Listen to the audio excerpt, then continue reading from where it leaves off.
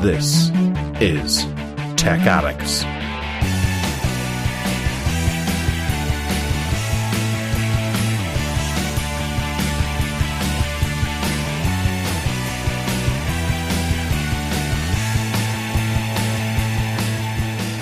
This week, space satellites, kids' smartwatches, a big tablet from Lenovo, Realme's amazing pricing, colorizing black and white photographs, and ray tracing on your phone.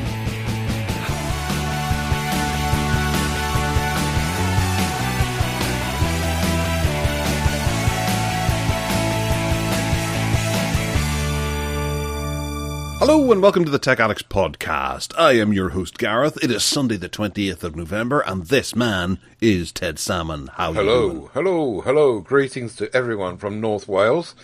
And it is the most boring weather day ever in North Wales. It's coldish and cloudyish and sunnyish, and it's just a typical kind of British day really. You never know what might be around the corner. What's it like there? Well, it's almost the same. As I look at the skylight, there is some blue sky, there is some white clouds, and there is a big grey cloud as well. So I have all different types of weather in one little shot of the sky. Indeed. Have you had a good week? I have. It's been busy enough, I suppose. But I've got a few gadgets in to play with, and I recovered from editing and creating the video for this podcast last week.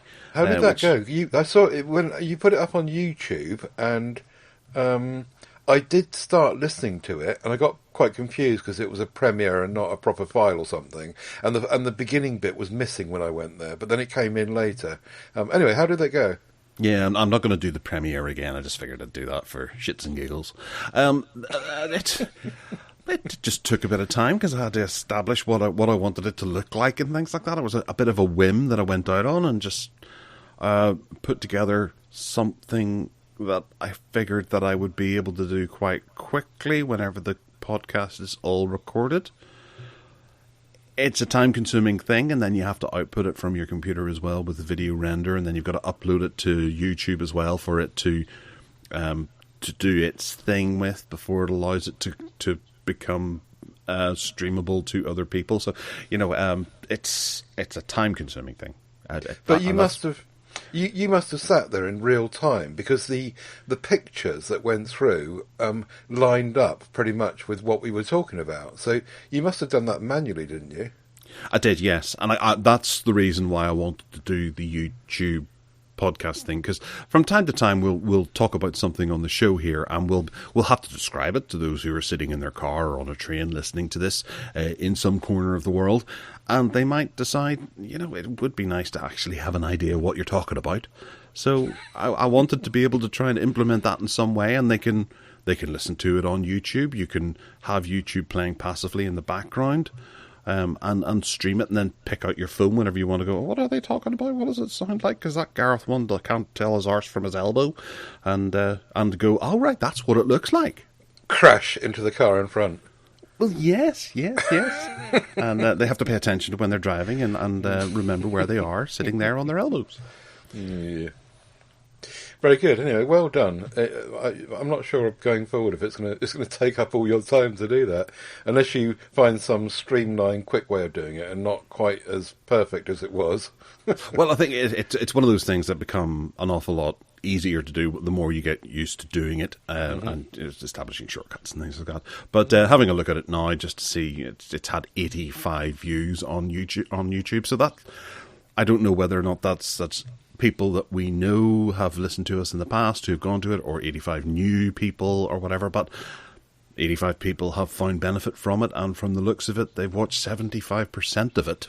So It seems to be a little bit of a success, and if it's easier for someone to access that way, then I'm happy enough to continue to do it. Good stuff. We should look forward to that going forward then. Yes.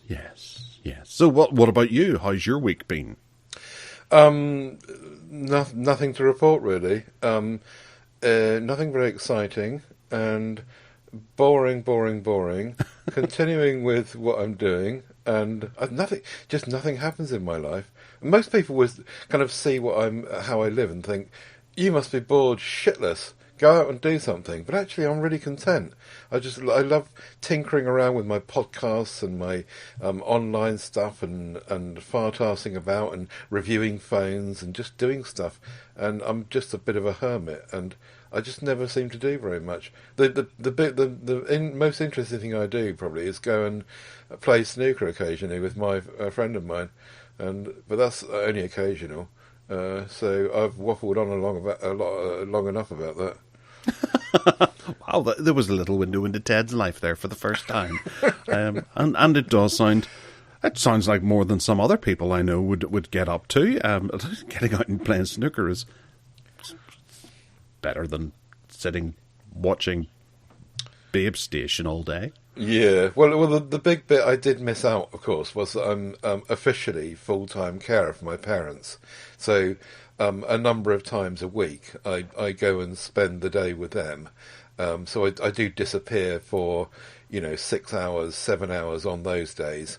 And go and attend to whatever they're doing and whatever they're up to. And I'm kind of on call for them as well.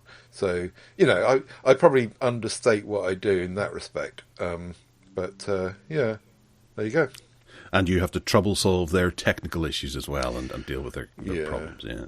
All sorts of stuff that I do with them. And as they get older, they're in their middle 80s now.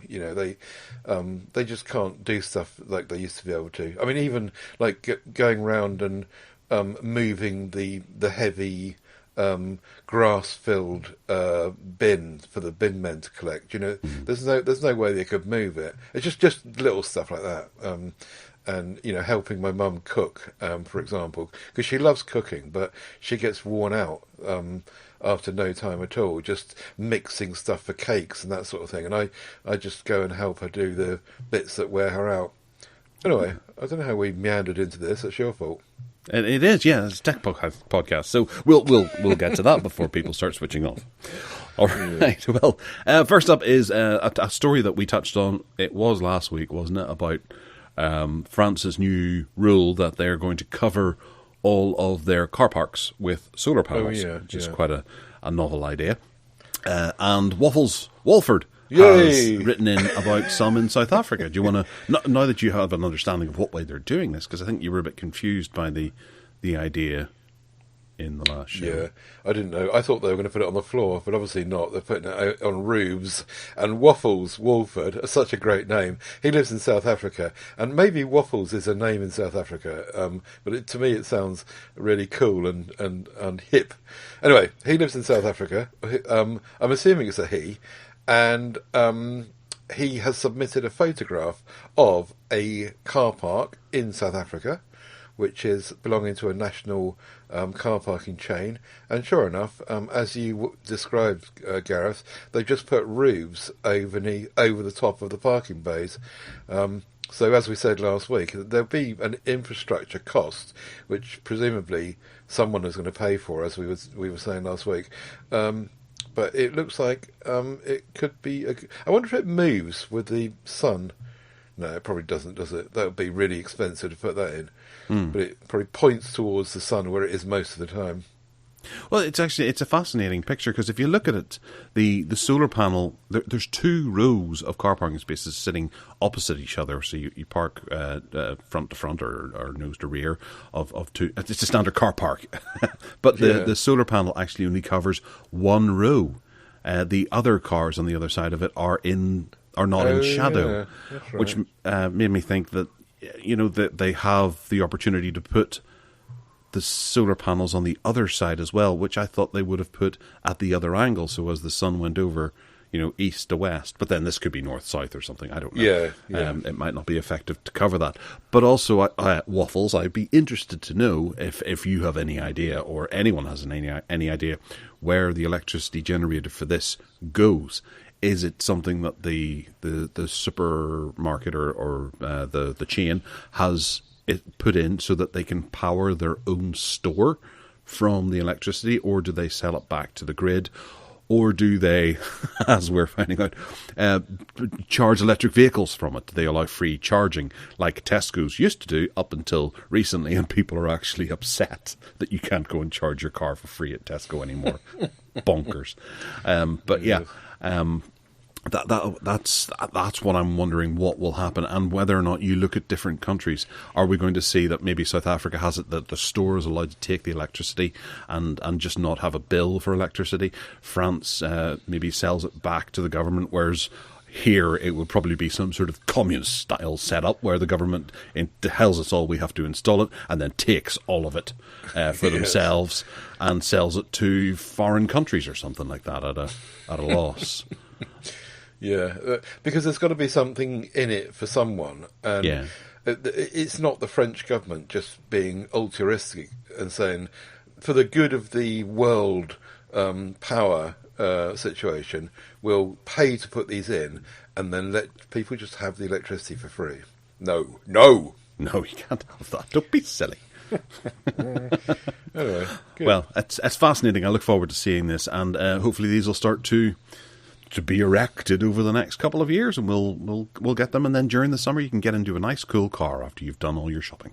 They need to come down in price, though. That's the thing. If they're going to encourage everyone to do this with all their houses and everything, I mean, we driving around the town where I live, there's one house that I think of where I see solar panels on the roof. One single house, and if that was a much cheaper deal to get organised, I think it would be more widespread.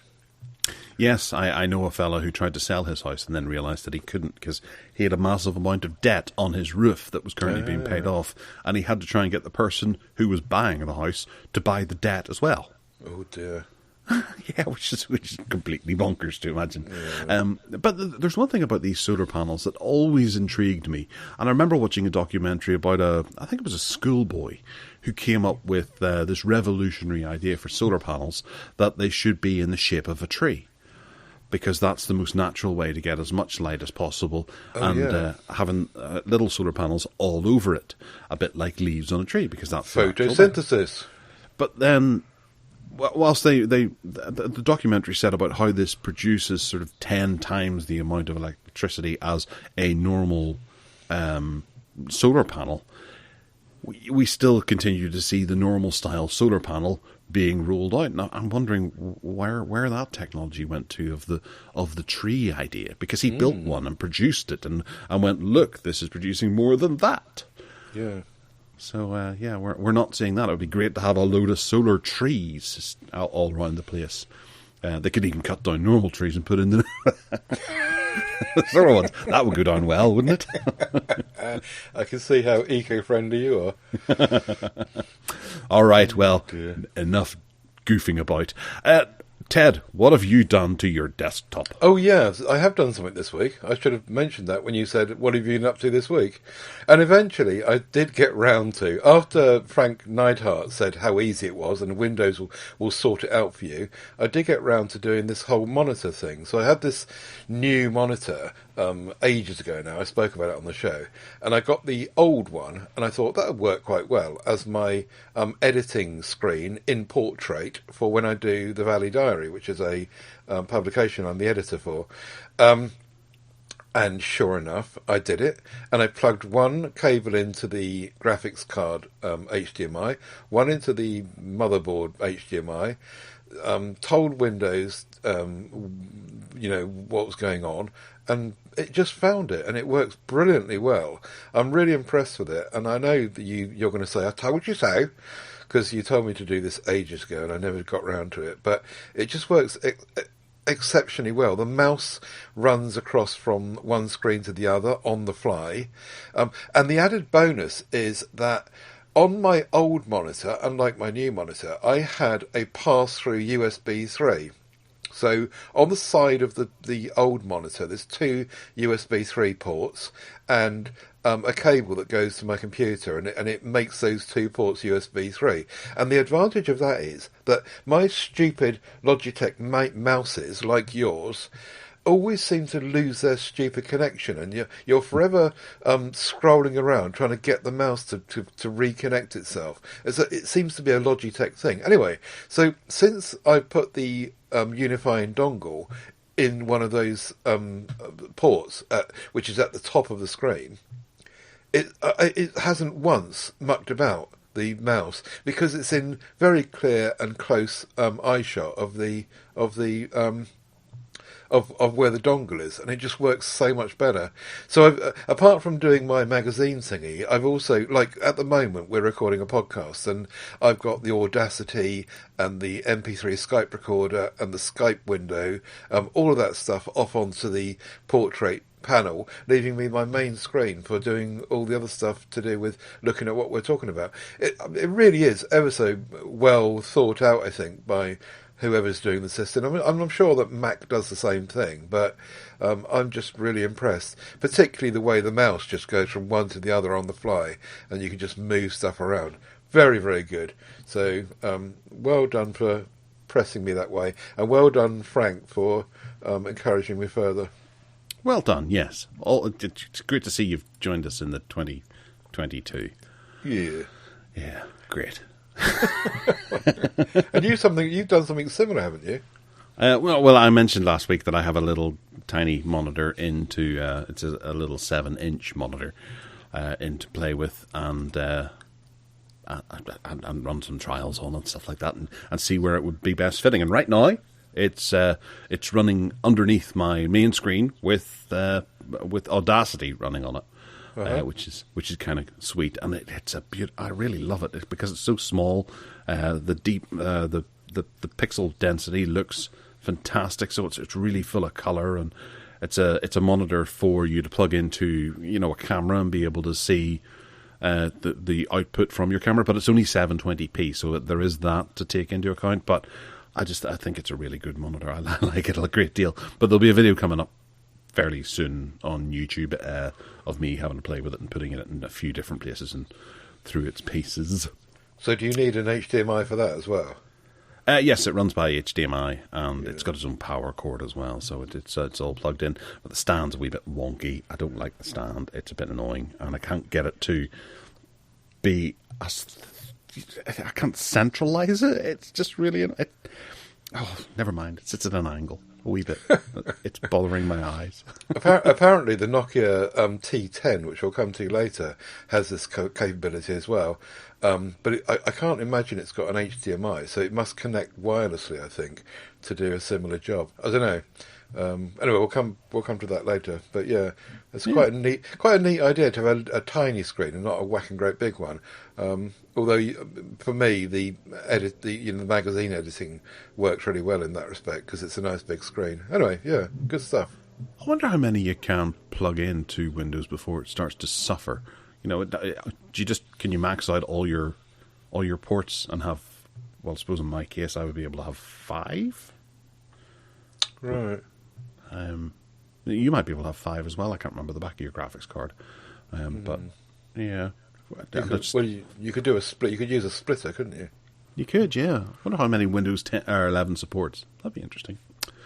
Yeah. Well, I suppose I've seen people who have 6 screens on the wall in front of them, so they've obviously been able to do up to 6, and then they're playing flight simulators and things like that, or all the way around them. I think, yeah.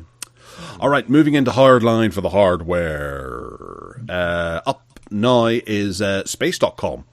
Have an interesting article on the BlueWalker 3 satellite, which has unfurled its communications array, and it's the size of a small apartment, apparently. And this is going to be used to allow for cellular satellite type, broadbandy type affairs, to allow you to just have better connectivity all around the world. Ted, what can you tell us about this? No more than that, really. It's just the first of its kind, being so big. 693 square feet, or as you say, roughly the size of a small apartment, and it's sitting up there. And there seems to be a race going on between who is it? SpaceX and Amazon and OneWeb to get this stuff out there and get people connected. So presumably in time, even Amazon will be doing deals with people for cellular connectivity. They're branching out into that.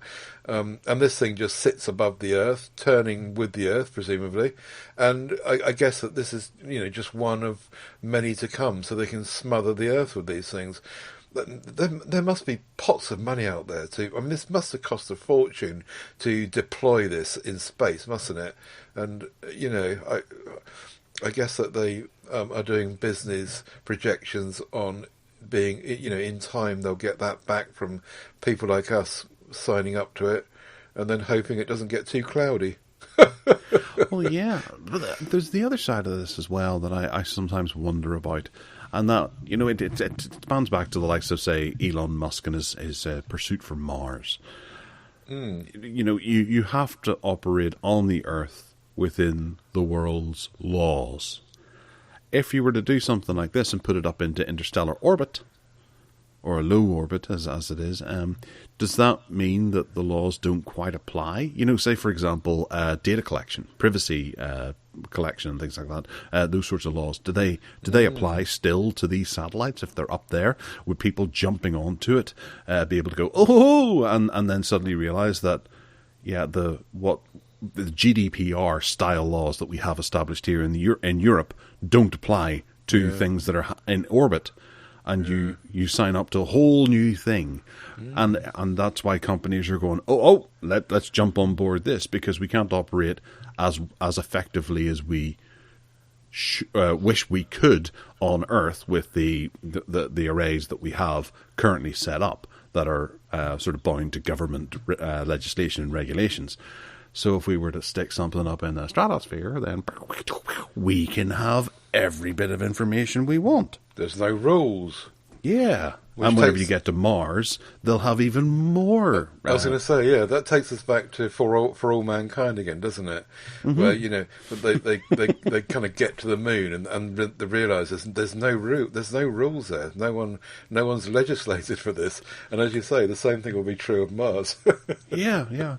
For those who aren't aware, For All Mankind is a TV show on Apple TV that Ted's working his way through that I watched a while ago, and it sort of what makes you see or makes you think about what the possibilities are, and you can understand other people's people who have money's passion for being able to get out of regulatory approvals from governments and councils and things like that.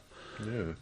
So I do wonder going forward if this is going to be a good thing, because it sounds like a good thing, but everything that's good always has the opposite of a cloud with a silver lining. What's the opposite of that?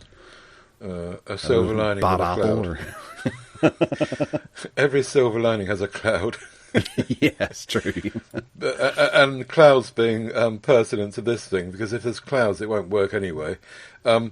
Eventually the Earth's just going to be surrounded by satellites the way it's going, isn't it? Yes. When they launch a rocket or something, they'll have to book a space to get through what's in the way. Or put some sort of big snowplow type thing on the front of it. Yes. Just push through. Eventually we're going to create a diosphere out of all of these things that are up there as well. You'll be able to walk from one satellite to another. That'll be exciting. Very Go good. out for a run around the world. All right. Ted, from your picture, I noticed that you have two Elgato Stream Decks.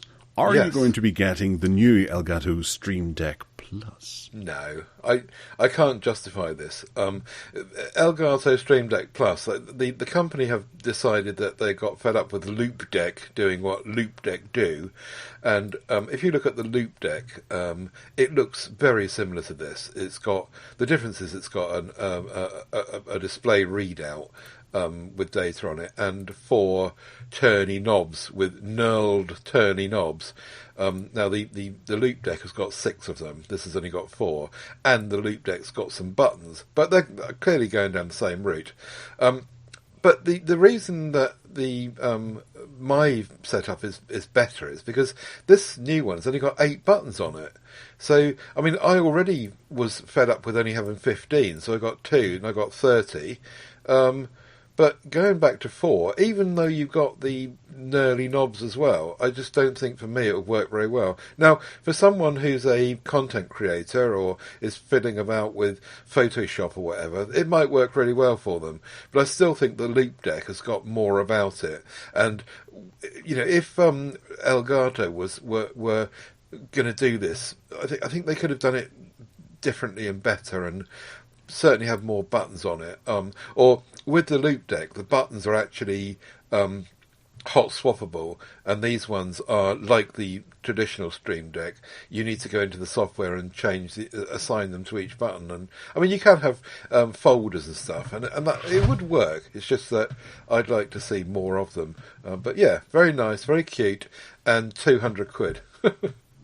Yeah, I was actually really close to hitting the button to buy there, because it ships in 2 days. It's available on November 22nd, and Ted's kindly put a link to the Amazon website, and I was really close to actually thinking this would be the one, because I'd love to be able to just hit volume on the fly and turn up and down microphones without having to go into Windows settings to adjust my microphone settings and things.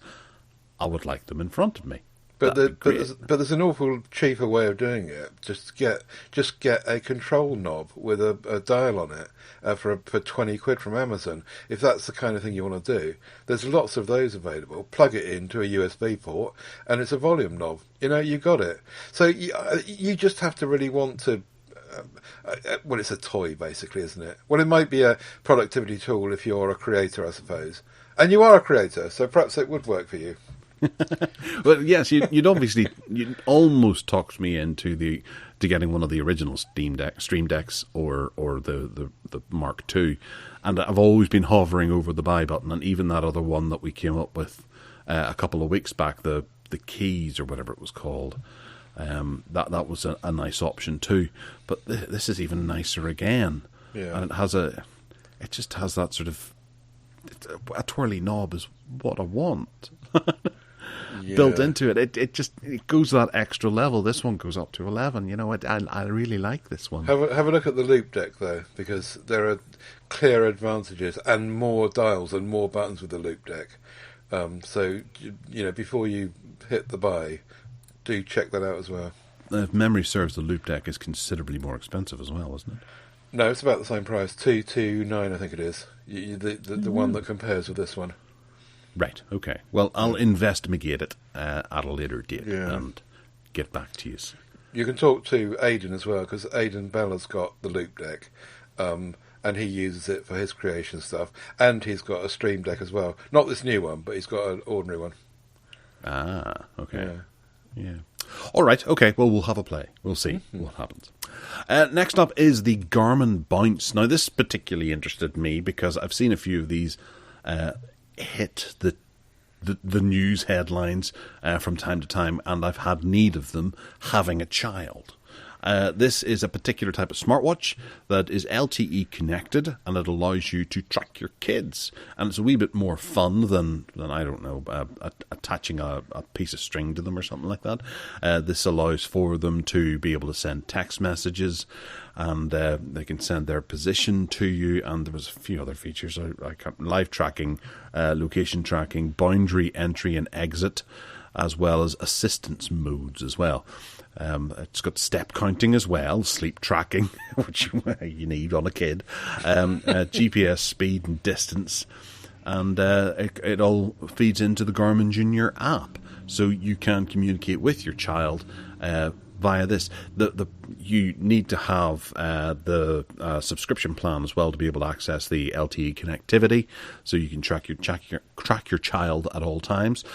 But I've been thinking about those, and I do like the idea of them for a child, and also for the other end of the spectrum as well. For an elderly person as well, they can be quite useful. I have knowledge of a person who asked me for something like this before because their father kept escaping from the home that they were in, and he just wanted to keep tabs on them. and he was looking for something like this, but it wasn't quite as easy as that, because he had to sell it as a watch to the father so that the father would wear it. So this looks a lot more like it, like something that you would want to have on your kid's wrist. It's got a 1.3-inch LCD touchscreen and chemically strengthened glass, because you absolutely need that with a child, otherwise they'll wreck it immediately. I don't think it says that it's water resistant or to any respect. But Ted, what did you think of this? I was just looking on the Garmin website to find out what the subscription cost is, and I can only find it in American dollars, but it's $9.99 a month. So you'd have to cough up $10 a month to have the LTE working and the tracking and all the rest of it. It's very cute though. I'm amazed at how big it is. If you look at it on that kid, I know it's a kid's wrist, but even so, I mean, it looks like the size of an Apple Watch. What's it called? Extreme? No. What's the Apple Watch called? Anyway, that new tough one. It looks like that kind of size.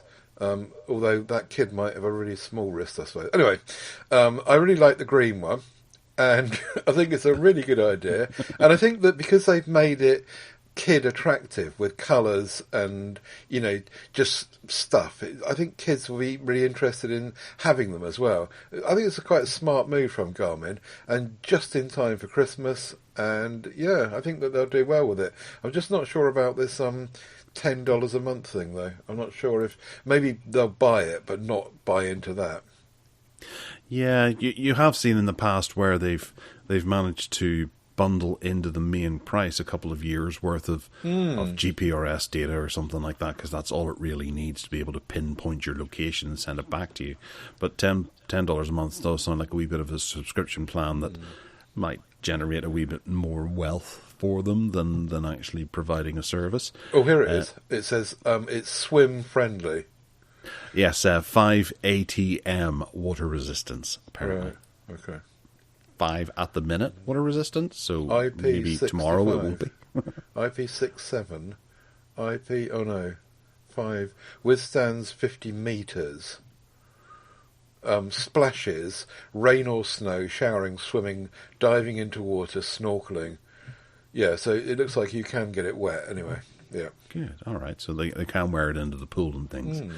Yeah. Very nice. It does look good. And it comes in black camo, green burst, or lilac floral. So it should appeal to most kids in one shape or form. I like it. I would have one for my kid. And I think for peace of mind, as long as they wear it all the time, paying some sort of monthly subscription would be okay. Okay. But it would be nice to be able to pick your own. You could get pay as you go or something like that and get an even cheaper deal again. What's the battery like? Did you mention that? I don't think it did. Probably. Well, it doesn't have too many smart features, so. Well, the reason I asked that because the very next story is about the new Motorola watch, which has got a 14-hour battery. Now, this is a low-end Motorola watch, to be fair, and it's really cheap where you can buy it. At the moment, it looks like it's in Canada and North America only. And it's about $75 or something, and it's got loads of stuff going on for it. But 14 hours battery, and presumably that's up to it is up to 14 hours, which means that your average person might not even get through a day between getting up in the morning and going to bed. I mean, for goodness sake, you'd think that at least that they would put a half 18-hour battery. But I think the same is true. Some people are complaining about the Pixel watch in this respect as well, although that does claim up to 24 hours at least. Anyway, yeah, so a cheap Motorola watch, which looks very boring, but kind of does the basics, and I'm sure it will sell in lots of markets because it's so cheap. What do you think? I don't think I have a problem with the 14-hour battery. Right. If it keeps the cost down considerably and the weight and size of the device of the actual watch down, most people charge their smartwatches every day anyway. So having a little bit extra juice at the expense of weight and cost, then that that's fine. 14 hours is 9 o'clock in the morning. You take it off and put it on your wrist and go to work, and then that's you good until 11 o'clock at night, when it should be dying, and you just throw it back on charge. Or perhaps it has something on the back that allows, if you need a quick top up, if you've got reverse charging on your phone, hopefully it does. Do that. It does 60-minute top up time. Yeah. It doesn't say what you have to do to get that, though. But don't forget, this is up to 14 hours. So you say that 14 hours is okay, and you'll get from, bed to bed with it. But actually, if it's up to 14 hours, that probably means in reality it's 10 hours, doesn't it? In which case you will be charging it during the day. Well, yeah, you wonder what the sort of real life length of time would be on this. If you were using it all day, every day to monitor your steps and listen to music and things like that, and using Google Assistant on it, then does that really impact, or is it 14 hours of regular use? They don't actually make that clear. No. So if you were to turn it down to low power mode, could you stretch that out to 24 hours? And not actually use it as much? You just use it for looking at the time most of the time, and then maybe spend about 15 minutes a day actually interacting with it. Yeah, and also this is not Wear OS, so it's their own Moto proprietary software. So I mean, it's just low end, isn't it?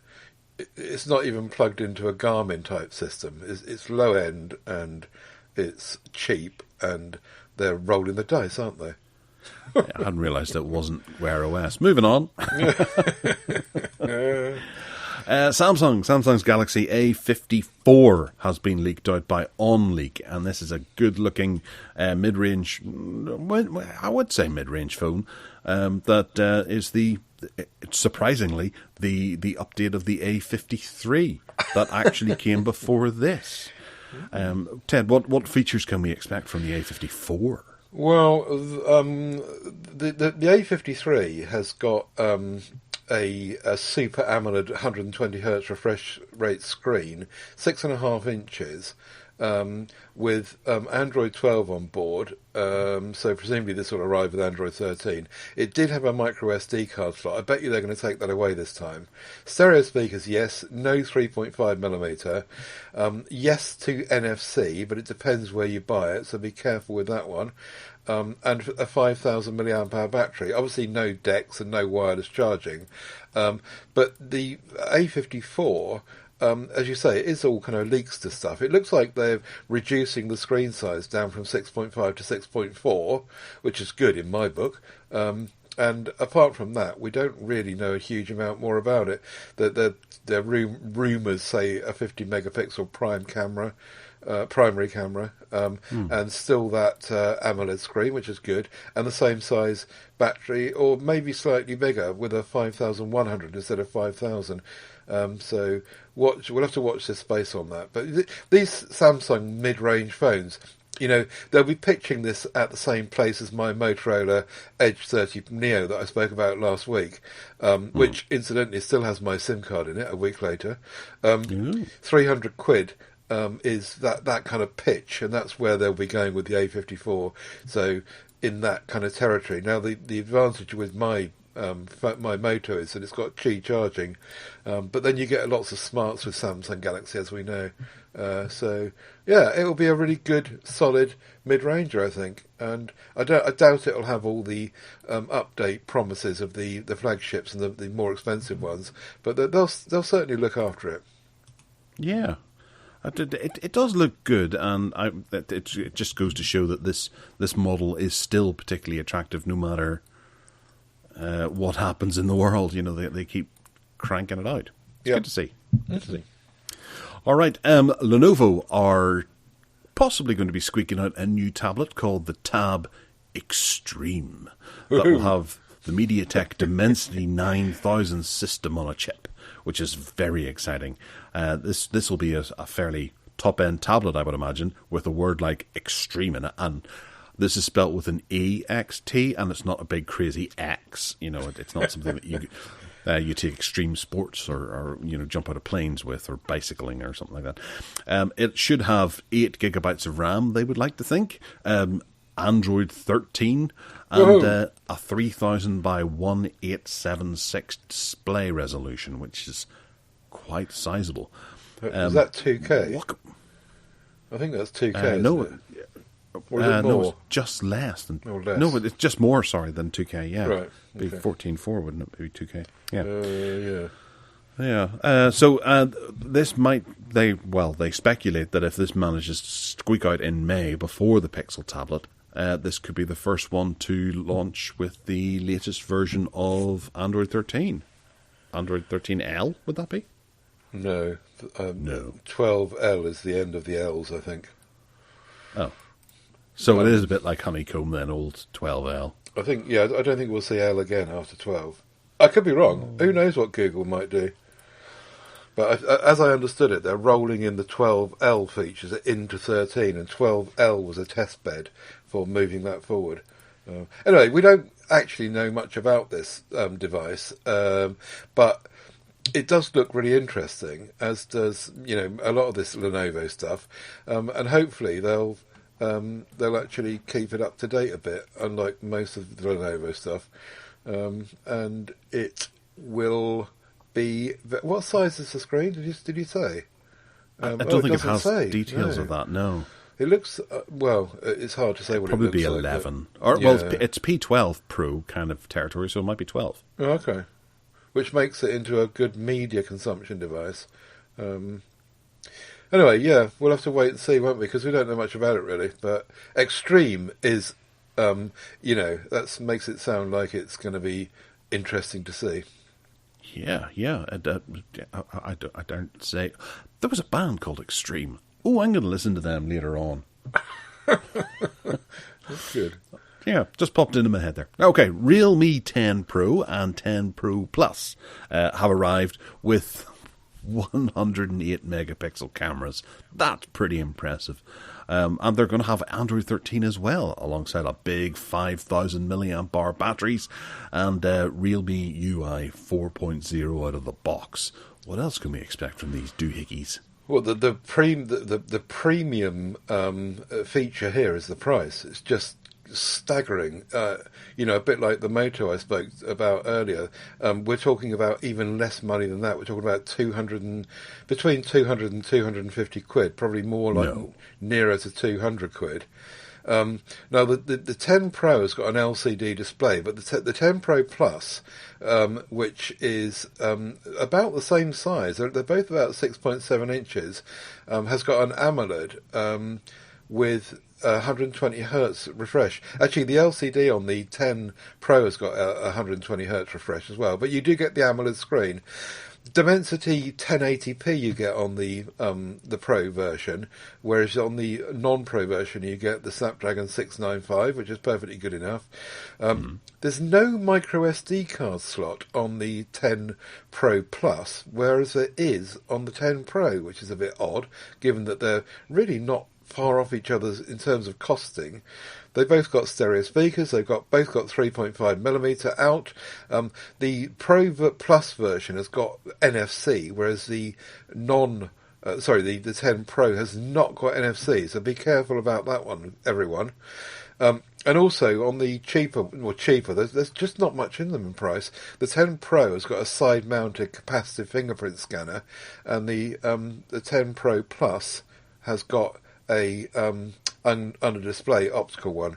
Both have got the same size batteries, except that the Pro Plus version has got 67 watt charging. So 50% in 17 minutes, they claim, and the Pro version, the 10 Pro has only, inverted commas, got 33 watt wired charging, so no Qi charging, of course. But look at it's all about the price here. It's €220 and 230 euros they're quoting in GSM Arena, and if they're that prices, it's just staggering, isn't it? How do they do this? I don't know. Yeah, I hadn't actually clocked the price at all. I'm a bit taken aback by that. Yeah. Will we see these in general release, or will we have to import them ourselves? No, I think that they'll come to Western markets. Okay. The other Realme phones have certainly done that. They might take a bit longer to get here after release day, but they certainly will get here. And they're both 5G. I'm trying to pick fault. They're both arriving on Android 13. You can get the Pro version in a 256GB, 12GB version, which won't be the €230, of course, but at least you can get it. There's no OIS on the main 108 megapixel camera, but they've both got that. There's just so little to pick fault with, isn't there? No, Well, there's no Realme 4K 10 Pro Plus. Okay, there's no 4K video recording. If that's a nitpick for people. Sorry, what were you saying? Oh no, that's fine. Sorry, that was important. I found the Realme 10 Pro Plus. You can pick it up for £285. Oh, what storage is it? That's the 8 gig. No, wait, sorry. Yeah, 128 gigabytes of storage, 8 gigabytes of RAM, £285. Oh, so it's not 230 then. The 256 gigabyte one is £328, and then the 12 gigabyte of RAM version will be £372. Okay. That making it £285 makes it very much in the same territory as the Neo, the Edge 30 Neo, and also the Samsung that we just talked about, the A54. So there's a lot of competition growing in this area, isn't there? It's almost as if everyone's out there saying, right, we've got to get this to be about £300 or just under, and let's all fight everyone for it. Oh yeah, with economic downturns and recessions being talk of the day, anyone who needs a new phone, or if they're probably going to take the phone that they have and make it last as long as possible, or look for something if they are forced into having to get a new phone if they break their old one or something. This is the kind of thing that they're going to go for. So it's good that some of these companies are just getting ahead of the gradient before people start jumping ship. I can't imagine going and getting a flagship phone in this day and age now. No. I'll wait until after the recession before I start entertaining a new phone. Definitely. I was comparing on PSE yesterday. I was comparing the Edge 30 Neo for £300 to the Sony Xperia 5 Mark IV for £900. In fact, it's £949, and it's just comparable. I mean, Sony do it more classily, if you like, and the build quality is ahead and all those sorts of things. But in terms of feature for feature, they're comparable, and I've had a good time comparing those two and realising that you're quite right in what you say. People are going to go for these really well specified, £250 to £300 phones. Yeah. No, it's exciting stuff. I look forward to seeing what they're going to do next. And this is a very good option for anyone who's out there looking for something at the moment without breaking the bank. Yeah. Palette.fm. Ted, I wish you hadn't have put this in the MeWe group yesterday, because I lost a good amount of time yesterday to going and taking my scans of black and white photographs from my parents' and grandparents' photo albums and colourising them. Colourising. Yes. So what can you tell us about this process? What's new? First of all, I'd just like to blame This Week in Google. It wasn't I didn't find it, they did. And they were wowing about it, so I thought, I'll go and have a look. And sure enough, it's just brilliant. And it's free. How they do it for free, I've no idea. There must be some way they monetize it, otherwise they wouldn't be in business. Anyway, you can just go to this website. I mean, do you remember the one that, was it Kodak put one up, and you were allowed to have five shots at it, and then you had to pay, and it was not cheap, but this is free. You can do it as much as you want. And sure enough, I put some photographs up there of various black and white family old pictures, and it just does a brilliant job. It seems to work out exactly what was supposed to be where, and what colour, skin tones, and colours of grass, and colours of trees, and it's just really, really clever. And it's worth looking at. Palette.fm. I should go and use it and get it all done and download it before they start realising they can charge a fortune. And they should do. They should charge for it, because it's so good. Yeah. Well, I tested the results as well. I took some of my mother's pictures of her mother and colorized them and then took them back to her and said, well, what do you think? And I think she was a wee bit underwhelmed because she said that a lot of the colors were wrong. There was one in particular, she said, no, that dress was blue. It is green here. And it's really not, it doesn't work as well in green. And looking at it, I was like, if it's used sort of that colour for the dress, then you would think that perhaps all the colours around might be incorrect as well. But she said they weren't. That's the way it looked. But that dress wasn't green. It was blue. And it was a very sort of pale blue as opposed to quite a vibrant green that they'd chosen for it. Well, how could they possibly know that? How could the AI know that? But where I was then going away and colorizing some of my dad's old pictures, I don't have him to be able to run them by and say, is this appropriate? And I'm just looking at them going, was that tie he was wearing blue? Or was it green? Or was it red? Or was it black? We don't know. So you could be sort of, painting the wrong picture of what things were. You could, but, at the end of the day, it probably doesn't matter that much. The one that I took of the one that I put through the system of my dad sitting at his desk had wallpaper behind him, and it was kind of green colour. And I don't know, he can't remember if it was green or not, but and I certainly wouldn't know, but it just didn't matter. The point is that it's picked a shade of wallpaper, or, wall-coloured paint or whatever, that is in keeping with the general tone of the other colours in the room, which is quite likely to have been the case. But yeah, I mean, if it's a dress, it doesn't sound a childry, does it?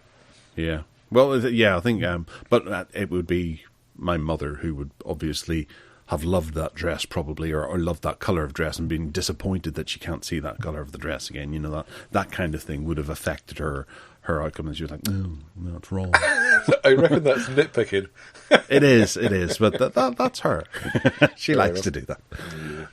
It's marvellous technology, and it really does give you a good idea. And I would actually argue that perhaps my mum is wrong, because I remember hearing something years ago that said, if you have a memory of something, every time you reflect back to that memory, you get something wrong. You misremember something about it. So it is possible that she could misremember that the dress was blue, even though she was adamant that it was blue. There's a possibility that she may have forgotten that it was actually green. And they could be right and she's wrong. And, I should really just commit her to a home and get her section. Or indeed, she might misremember the fact that she had a dress on at all. That's a horrible thought. Okay, yeah. Yeah. Oh, yeah, back in the 1940s, all those nudists that ran about, yes. Right, okay. Well, moving on to Qualcomm, because they have introduced a new S5 and S3 Gen 2 sound platform. Wait, sound platform? Oh, right, yeah, okay, sound platform. Yeah. Yes, the new Snapdragon 8 Gen 2 mobile platform is the be-all and end-all of mobile processors. It does an awful lot. And we have a new sound platform inside of it, and it does a few other things as well that we'll come back to. What can you tell us about the sound loss or lossless music streaming that you might get? Yeah, well, apparently on this new chip, they have got the S5 and the S3. I'm not quite sure which does which, but they're talking about putting spatial audio. Spatial audio seems to be the thing that everyone's going for. And, Sony kicked this off. I think Apple are on board with it, and lots of other companies now. Spatial audio is the way to go. And it is very impressive when you listen to it, I have to say. With dynamic head tracking, whatever that is, improved lossless music streaming, and 48 millisecond latency between phone and earbud for lag-free gaming. We'll come to gaming in a minute. But yeah, the music thing is, I think, largely the enhancements to Bluetooth LE audio specifications and moving towards the broadly used spatial audio. And as I say, I don't know if you've had a listen to spatial audio on any devices, but I was very impressed with it. Have you had a go at that? No, I haven't. I'm interested too.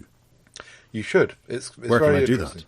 You can do that with associated equipment, like, for example, some Sony gear, the headphones that you get with, the XM5s or XM4s or whatever, and if you tune into the 360 reality audio services, you don't. We've talked about this before, and you don't get what they're claiming you get, but you do certainly get this spatial thing going on, and it's very impressive. Well, it is to my ears anyway, knackered as they may be. But yeah, there are other, if you've got an Apple device, you can do it with Apple headphones and stuff. So it's out there. But yeah, that's just one part of this new chipset, though, isn't it? It is, yeah, because Oppo got in touch with me the other day and told me about their new Find X flagship, which is a smartphone that is going to rock this chip, and the chip does ray tracing. Which is one of the most important things now. It's all in. Everybody loves ray tracing. Every new graphics card has to do it because it gives you more realistic looking graphics. Essentially, what it is, it's sort of the sun's rays and how it bounces off things and how it illuminates things depending on the light source, and it tries to map it out. It's very graphically intensive, and it can cause people to melt if they try to do it. The new array of graphics cards are the ones that are toting all of this, and it seems that they're bringing it to mobile devices as well. And they've demonstrated this little game called Campground, which has over 2,000 physical models, 800,000 triangles, and close to 100 textures. And how the ray tracing works, and they show some screenshots of it on and off, and how much more clarity and detail you get, and it just makes you think that this is what we see in our eyes and take for granted, and why computer graphics sometimes just can't capture realism in our own eyes when we're looking at the latest game. It just doesn't quite look right. Ray tracing should help correct that, and whilst it's still in its infancy, it's coming. One of the weirdest things I thought they would actually really try and push it onto was a mobile phone to play some games with, larger scale games, which I still frequently have trouble believing that that mobile phone gaming requires this level of graphical complexity. Because I have a look through the Play Store, and I can't find a game that's going to really rival something that I'm going to need ray tracing on there. So it makes sense that Oppo have a game here that they can try and get people on board with.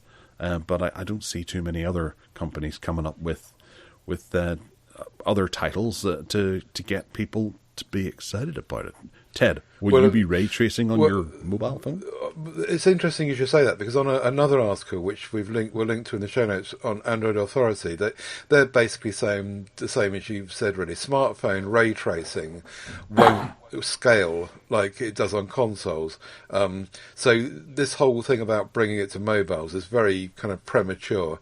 It says that what we can say is that a smartphone chip designed for a sub-5W, whatever that is, watt graphical power budget is not going to scale up to the performance levels of games consoles or a PC graphics card. So essentially, what this guy who's written this article for all about Android is saying, Android Authority, is saying that don't bother with it, certainly yet, because, as you say, there's no stuff out there that will make the most of it anyway, and because of the way that mobile chipsets work, it's going to be nothing like you'll find on a console or a proper PC setup. So essentially what he's saying is that it's all buzz stuff, and don't go there yet. Well, yeah. You see, over the years, you've had the likes of. I remember one of the first builds I ever did. I had essentially two graphics cards. I had my whatever graphics card it was I put in to do the graphics, and then I had the PhysX card as well that would run in parallel with it. That would allow you to be able to have, physics-based things going on inside your computer, and it would do all the mathematical computations that allowed you to be able to play physics-based games. And you could understand why that there was a real push for that to be developed, because it didn't just make games a bit more realistic. It could be used in sort of VR, and it could be used in medical stuff as well, that allowed people to be able to make scientific demonstrations on their computer and utilize the chipset that's there. So it wasn't just gaming; it wasn't all about gaming. Whereas ray tracing, I can't quite imagine how that is really going to enter into anything other than gaming or CGI in movies and things like that. Yeah.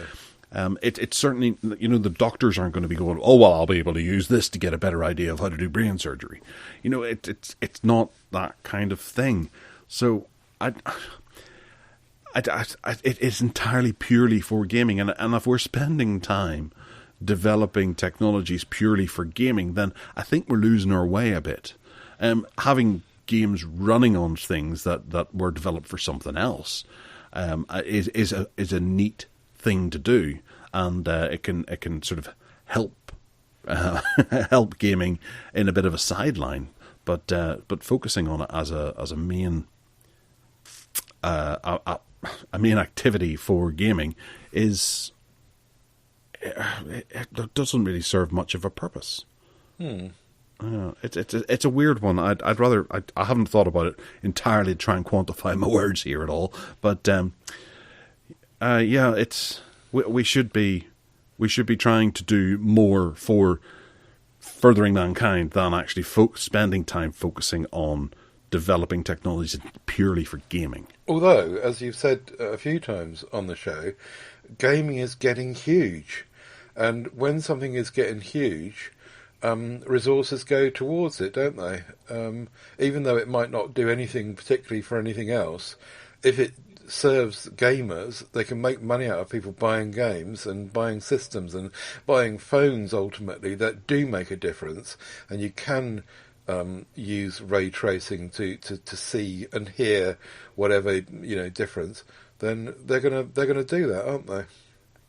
Well, yes, but even all the criticism at the moment of old Mr. Musk buying Twitter for $44 billion, that's an amount of money that could have solved world hunger, and then some. And yet he's quite happy to spend it on Twitter and debatably run it into the ground, which it smacks in the face of where we actually are as a race. Sorry, I'm not going to talk about this anymore. It's a bit damning and unfair. Okay, something a bit more fun. What can we talk about that's more fun? I'm depressing myself.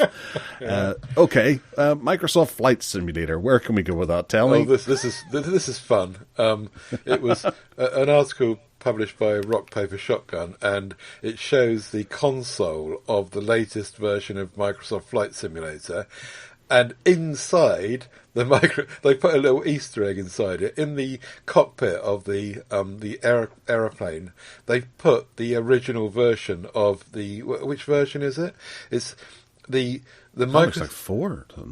Yeah, they've actually put a screen in the cockpit of the old version of the flight simulator running, so that the pilot can play it while he's flying the plane. It was just a funny Easter egg, really, and I thought it was quite good fun. And these coders at Microsoft are having a right old laugh with it, I think. And do you remember playing that one, that old one? Well, no, they're saying here in the article that it's the original Microsoft Flight Simulator. Yeah. But looking at it, I had 4 when I started getting into it. Actually, the only copy of it I've ever had is 4. and that looks exactly like it. Oh no, it is. If you look at the top there, it's got a green button by FS4, so you can change it down to FS1. Oh, I see. Right, okay. They're allowing you to play 1, 2, 3, or 4. Brilliant. That that's crazy. For all the years that we couldn't actually run it on hardware, because Windows 95 came along and made this. Well, maybe it did run on Windows 95. I can't quite remember. But Vista came along and you couldn't play Flight Simulator 4. Now you can play it inside of Flight Simulator 12. No, what's the latest one? I don't know. You can play it through Steam, and it's £60 apparently to get the pass to play it. I used to play flight simulators, but what I realised was that, clever as they were back in the day, I mean, nothing like they are now, no doubt. I just got bored with them in 10 minutes of, yeah, all right, you're flying this plane around and looking down at the landscape, and it just got boring. A bit like watching horse racing or something. It's just dull and boring. Anyway, that's just me. I'm sure other gamers love flight simulators. In fact, I know someone who bought a brand new PC just so that they could get... That was Kev. Hello, Kev. Kev Wright. He bought a new PC just so that he could get the latest version of Microsoft's flight simulator. Wow. And then he got fed up with it in no time as well. So I think that that is a danger. But yeah, people must love it. Yeah, no, I remember Flight Simulator 4. There was you could do San Francisco and you could fly under Golden Gate Bridge, which is something I used to do quite frequently because that happened in Star Trek 4. And then that was all I remember doing with it. Yeah. Aside from getting frustrated and turning it off whenever I couldn't take off on a particular plane. Because you're young enough and you just want to just fly around. Yeah. So you start off in the air and then crash. Yeah. But yeah, so what's interesting is to see how it's evolved from those, Evercade-style flight simulators, which are really, really pixelated and rubbish, to what they can do now, and the fact that you've got to buy new hardware to even consider running it. So, someone is out there making money out of this, and there must be lots of people that enjoy doing it. Yeah, I was having a look through one of those retro abandonware websites and came across a game that I had forgotten about entirely since I played it on my Amstrad 1640, which was a game called Snow Strike. And I watched someone play it on YouTube, and the theme music rattled through me, and I couldn't believe how good they were at it. I was just rubbish at it, but I always had aspirations to try and get good at it, but didn't have the time or the willpower to actually do it. I wanted to go out and play with my mates on the streets. Stickball. All right, moving on to Flap Your Trap about an app. Okay, so Android phones will soon be able to stream audio directly to Windows 11 PCs through your phone link. They listen to me. I've been banging on about this for ages. Ever since I started using Phone Link, and even before it was called Phone Link, I was saying that with a DeX system, you plug your phone in with a USB-C, and you can play some music, and it goes through your default Windows speakers, and it passes through the audio. And I kept banging on about that, and someone at Microsoft said, oh yeah, we better sort Ted out with this. So they've done it now, and they've allowed you to it's not quite as good as plugging in a cable, because it's streaming it over the Wi-Fi to your computer or via Bluetooth. So it remains to be seen how good any lag might be if you're streaming video. But I think it's a good move forward. You can stream your audio, and it plugs that gap that was very present in, apart from DeX and Ready 4, and one other. I found one other. Oh yeah, it was the Oppo system that streamed audio. What's that called? PC Connect, I think it was called, and that streamed audio, but that was over Bluetooth, not by cable. Whereas the Motorola and the Samsung did it with the cable. But anyway, I think that's good, even if it's not going to be used by many people. Do you think you might use it? I'm trying to think if I've ever needed to. I tend to sit down and turn on YouTube Music or something like that on my desktop and just play it that way. I know. But for people that are really, really, truly being road warriors that don't have that stuff on their desktop or who have not got a connection, then you can use your phone, the music that is stored on your phone, to play through your computer. Amazing. Yes. Let's move on. All right. Well, there's something else about how they're also going to have a continuity browser history with Samsung browser as well, because this is a sort of Samsung-focused update. They have a deal with Samsung on Phone Link or something like that, where they bring those features first, yeah? They do, yeah. Samsung and Microsoft are in bed with each other. And this comes from the news, I think we mentioned it last week or the week before, where the Samsung browser on phones is now able to sync your history and your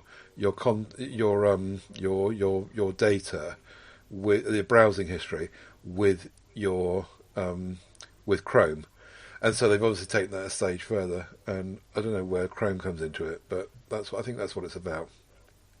All right, okay. Well, moving on to the next story, because TechCrunch have recommended a credible alternative to Google and Amazon, and it comes in the form of a crap price comparison tool from Klarna, where you can go in and if you're looking for something, you can search for it, and then they'll give you slightly higher prices than you would find through Google and Amazon. All in the method of selling you something on sort of higher purchase or taking out some sort of silly loan or whatever to pay it off. Ted, have you had a go with this rip-off? No, I don't think it's out there yet. I think it's coming. No, it's there. Is it? I've installed it. Oh, have you? Okay. Well, you're better placed to tell us all about it then. I thought that the fact that the whole the whole Klarna thing was nothing to do with this. This was a completely separate branch of what they were doing. That they bought up. Who was it they bought up? Price Runner. So they bought Price Runner in a $1 billion deal, and then they've opened a new branch of Klarna that doesn't deal with giving people loans through various websites that we've all seen, but it deals with a shopping front. And I think I agree with you. I don't see how they can possibly hope to go up against Google with this, because I don't know. Maybe you need to test it if you've got it installed and do some comparison stuff. I did this morning. Yeah. Right, okay. So I've got Amazon open in front of me. Yep. I have selected a random product. In this case, it is Raw Deal on 4K Ultra HD. It's currently $19.99 on Amazon. Right. And in the Z shops, you can get it for £20.77. So it's more expensive to buy from the Z shops. So if I go to Klarna and type in Raw Deal,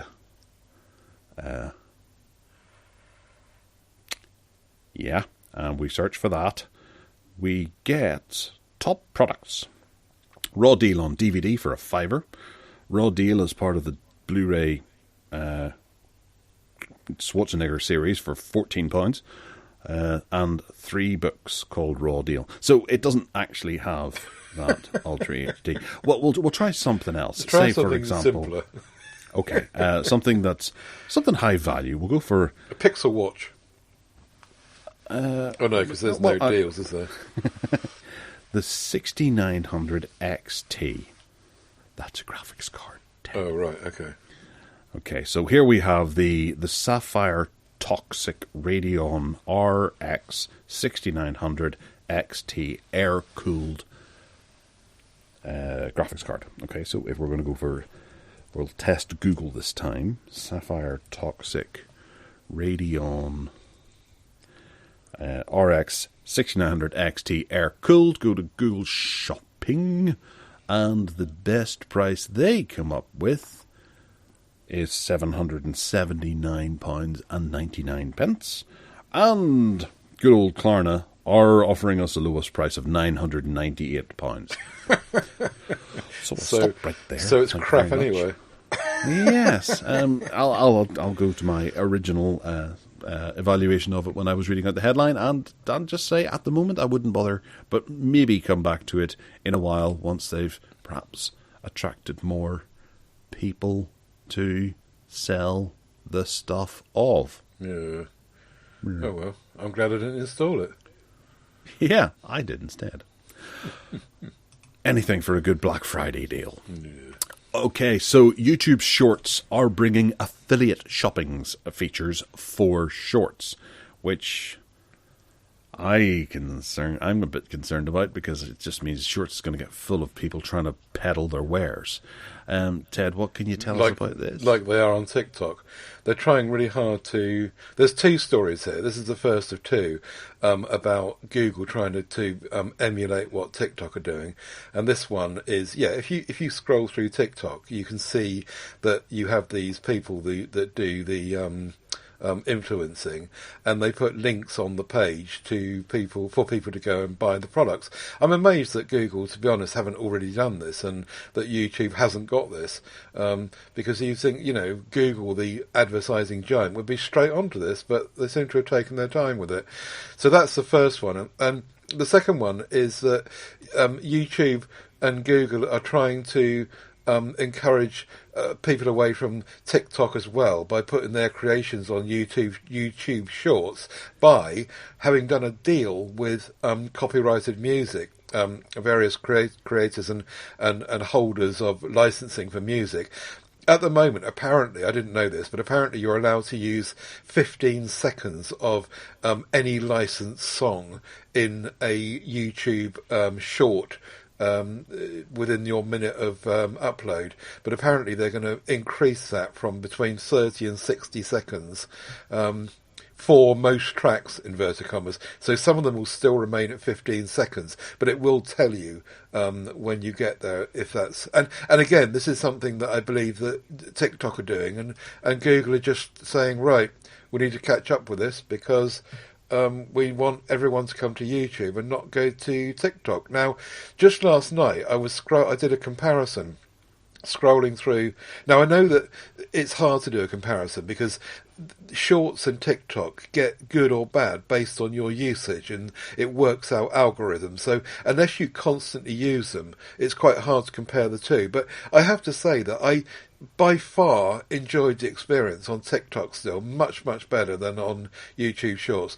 YouTube Shorts was just... And Google have had my data for such a long time, much, much longer than TikTok have got, but they were serving me up stuff on TikTok that I wanted to see. They'd learn quickly, and I think that Google have just got the YouTube Shorts algorithms not right yet, and it's just really surprising. So, yeah, two things... YouTube, Google are trying to catch up with TikTok on. Yeah. So I'm still I'm always the pessimist when it comes to licensing music and using licensed music in any video. Having in the past, I have had YouTube videos that have been flagged for copyright, despite using royalty-free music. Right. Because at one, back whenever I used to work I used to work on cruise ships, so I had a huge array of royalty-free music that I could put on the videos that were being sold on the ship. Right. And I brought all of them home, and there was a couple of tracks that I thought were really good, and I used them for early YouTube videos that I had, that I'd made. And they went for a couple of years. Then all of a sudden, after 10 years of them sitting on YouTube, I got a copyright strike, and it was like, what, for this royalty-free music? It's like, no, it's changed. Someone's copyrighted it. Like, how? Who? When? And I had to take the video down. I was like, flip. Yeah. How does that happen? And is that going to happen to people who put up their YouTube Shorts and want to leave them there for as long as possible because they're still skimming a couple of cents or pennies off it over the years, and then eventually, in 4 years' time, this deal is going to lapse, and then all the music that's been used there is going to have to be deleted. So we'll just lose huge amounts of content. I'm concerned about those sorts of things, and they keep me awake at night. I cry a lot. Isn't this is one of the departments that they're saying that will go with cutbacks, though, aren't they? So people looking out, or engineers writing algorithms to watch out for people doing this stuff will become less and less, and it'll be more of a free for all, and you can put up what you like. I know that last week I was watching This Week in Google, and they put something up which they weren't supposed to do, and Leo Laporte said, "I expect we'll get taken down for this." And then 5 minutes later they did another one. It was a piece of music by somebody, I can't remember who it was, and "I expect we'll be taken down for this." But no, they weren't. Whereas previously, I think you were more likely to get taken down for those kinds of things. Right. Okay. Yeah. It's still a wild west. It's still worrying, and if people are trying to, effectively raise a business, they need to be making sure that they get it right. And you're better off getting some sort of copyrighted music yourself beforehand, and going with that, or playing your own. Get your keyboard out. Your Hammond organ, Yes. Or is that some sort of segue into harkback? Yes. Well, we'll find out what happens with that in years to come when all this content starts disappearing. And I have to say, I won't miss all those videos that are currently sitting on YouTube with "Try NordVPN" or "This video is sponsored by Surfshark" or some other scammy VPN crap. Have you seen that we've? Sorry. Have you? No, you're okay. Have you seen the mad bloke that Flossie Carter's hooked up with to demonstrate the audio of his phones? And so Flossie Carter's this YouTuber that does. He's the one with the white shoes cat. And he's really funny. He's really entertaining to watch and listen to. Anyway, when it comes to testing the photographs on this phone, speakers, he runs this video. This nutty bloke, I can't remember his name now. Have you seen it?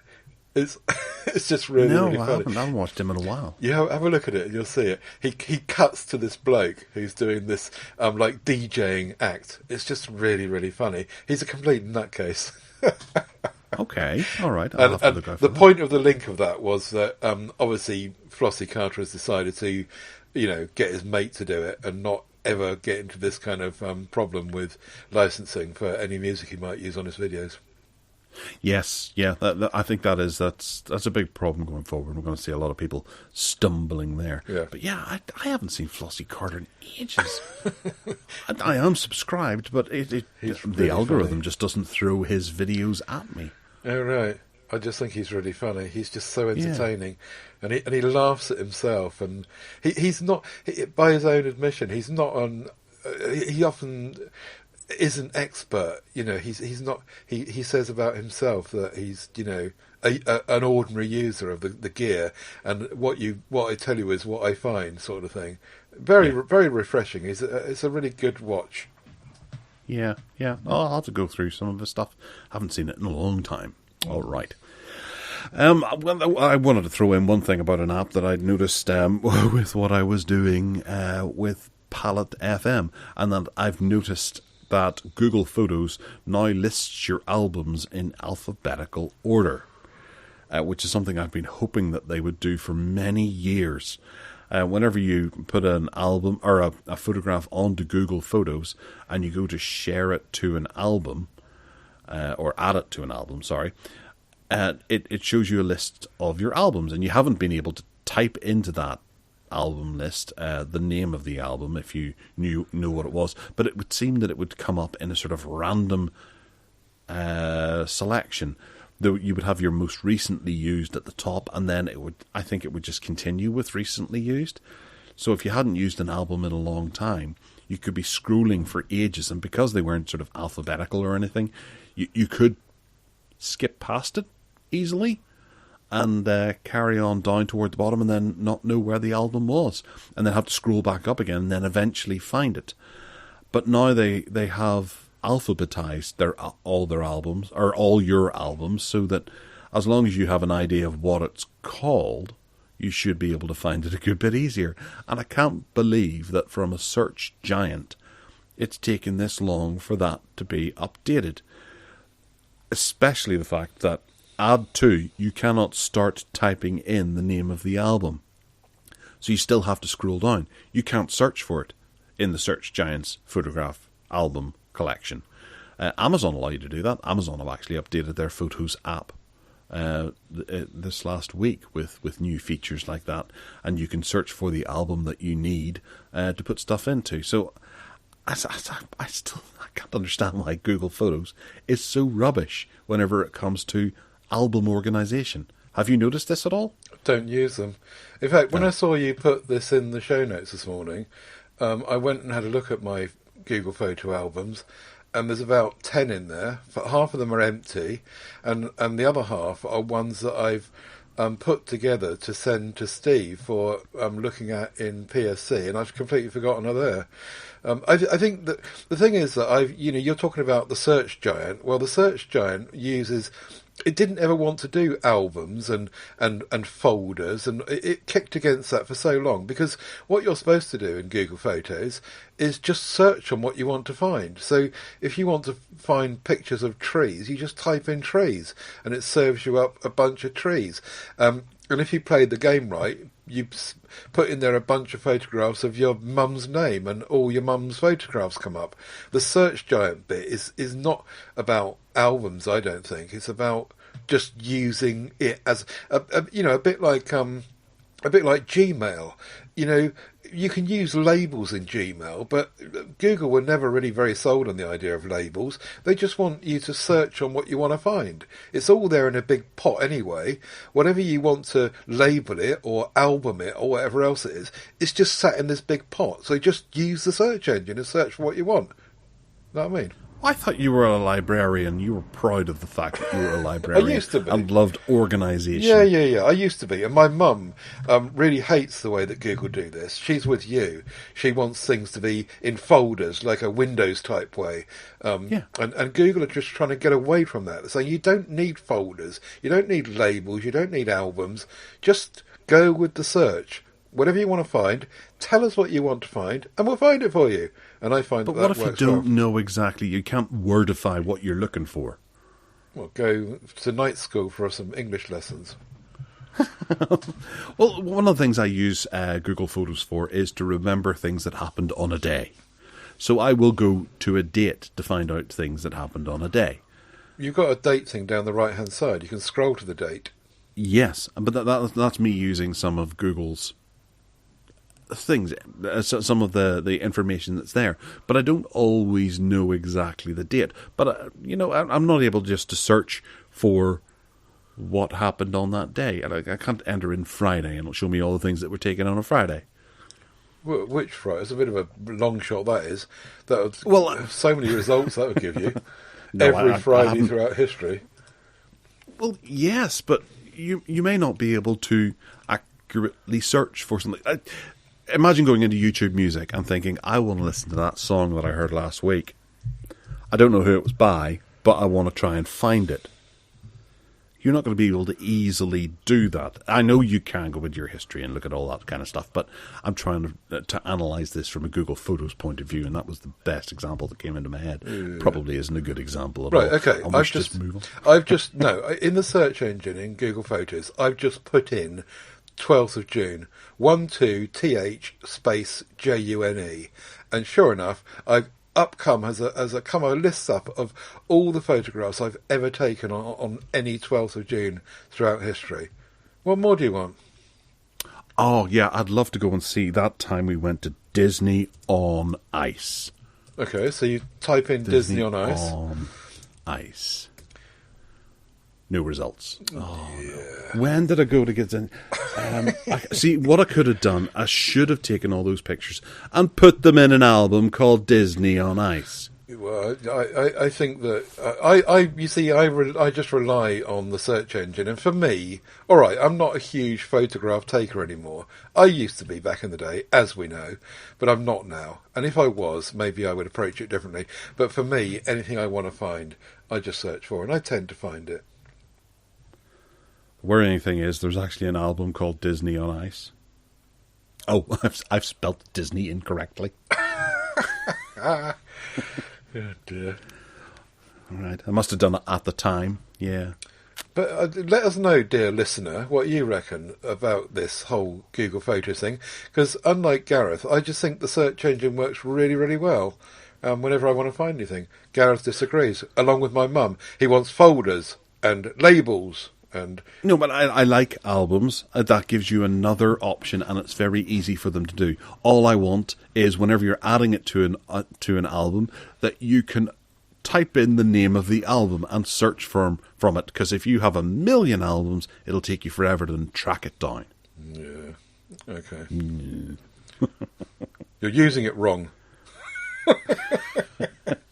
And you used to be a librarian. Now you're just this reckless Google. Yes. Okay. So what's new in Chrome Corner? Oh, scraping the barrel. Well, I think we'll have to scrap this section because it's the second week of scraping the barrel. Material U for Chromebooks just showed up in the Canary channel. I can't see it yet because I'm not using the Canary channel, but those that are on their Chromebooks will be able to see it. And it's very pretty. It's very Material U.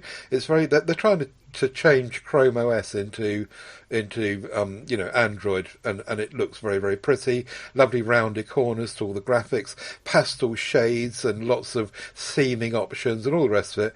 Yeah, it looks really nice. I'm sure that when that arrives on our Chromebooks, we'll have great fun playing with it, and you'll be able to have a pink theme going on or a green theme going on, and it'll be lovely.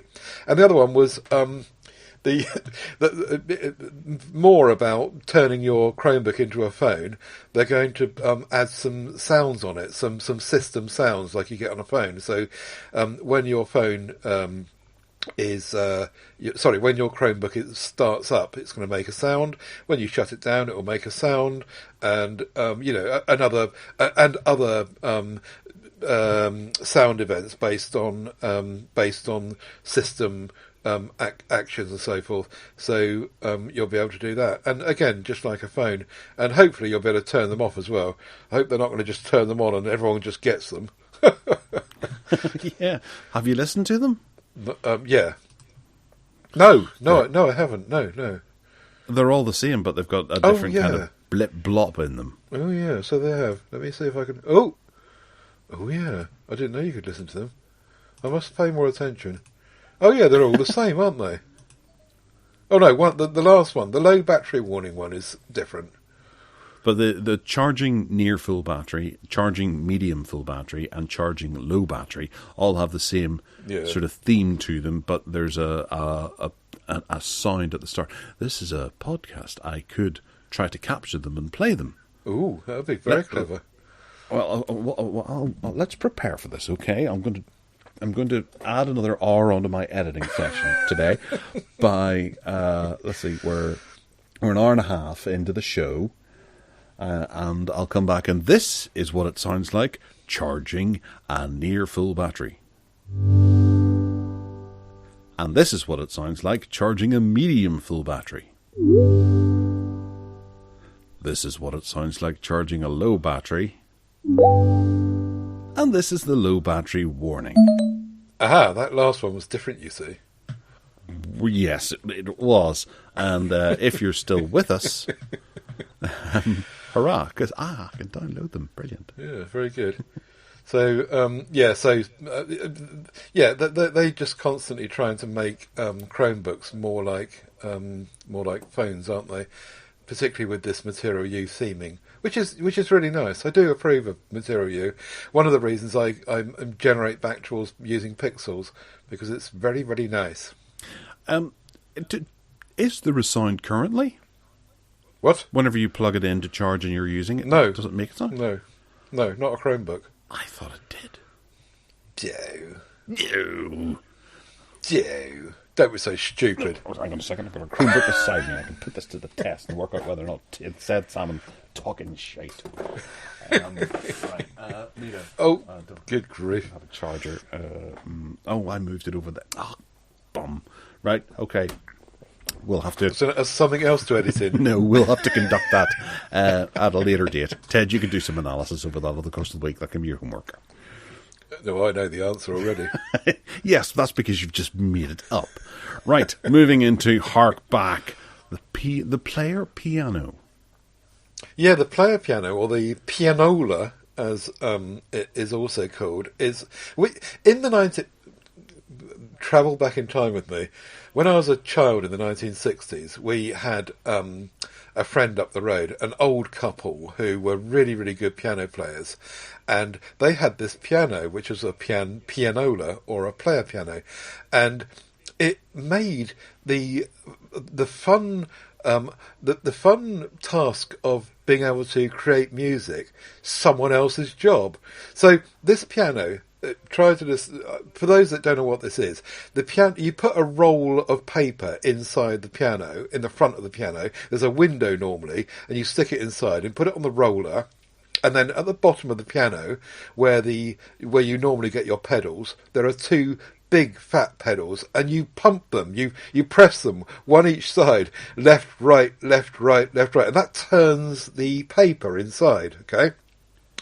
And on this paper, and this is the bit that I was trying to understand how it worked, and I still can't get to the bottom of it, how it works. On this roll of paper, it's got holes, perforations, and somehow it then knows the system, the very complicated mechanics inside the piano, knows that where those holes are is where it's got to strike one of the hammers on the appropriate string. And this works absolutely brilliantly well. So back in the day, that what they used to do was they used to get these famous pianists who played tunes really, really well. They recorded them somehow onto these paper rolls by punching perforations in them. They sell these piano rolls to people with these pianos, like our old friends up the road. And then you can just sit there and play the tune exactly like the famous great pianist did. And it sounds exactly the same. It replicates perfectly how they did it on the day that it was recorded. Recorded inverted commas. So, in trying to understand how this worked, I was trying to think of it in terms of music boxes, where you had these little prongs that there's a rotating drum, and that it had little protrusions out of the drum, and as the drum turned round, it plucked each of these little kind of fork thingies that made the right sounds as it went round. But this one has got holes in the paper, and so I just don't know. I've looked at some really complicated diagrams of how it works, and I still don't get it.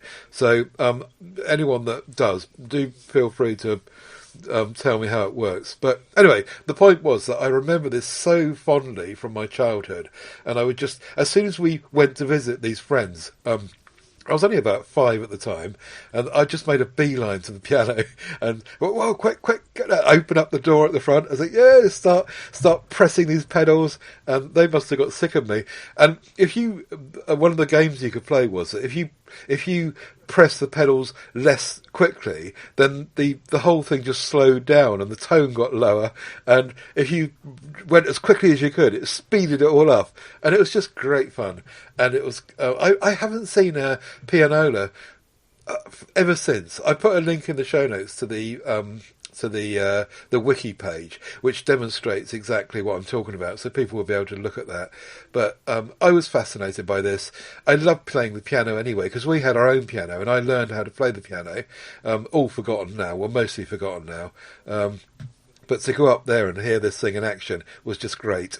And I don't know if you've looked at these mechanical diagrams that I've tried to link to, but I just couldn't get how it worked. Have you got any ideas? Well, I'm looking at it looks like a punch card kind of operation thing, which obviously held data to be able to relay onto computers. And perhaps either this came before the punch card disk system that was all the rage in the, 60s and 70s, maybe even 50s and 40s.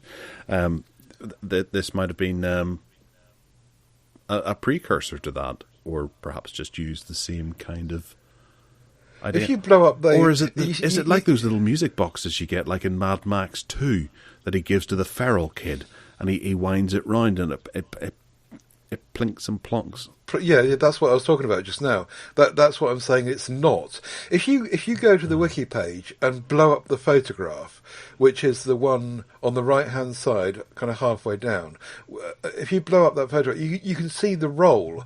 And on the, do you see the photograph I'm talking about? No. Oh yes. Okay. Gotcha. Yeah. Yeah. Well, if you click on that and blow it up, you can see that on that roll, behind the paper, there's a series of dots, holes in this kind of gold-coloured thingy, and that paper is passing over the top, and you can see where the holes line up with the holes as it goes past, and somehow it mechanically, there's no electronics going on here, it mechanically triggers some hammer to strike the I don't know. I just don't know how it works, and it'd be really interesting to find out. Back to you. On the right hand side of that, there's words. Is that for the person to sing along? Uptight and everything is quiet for the night. Sudden, what happens next?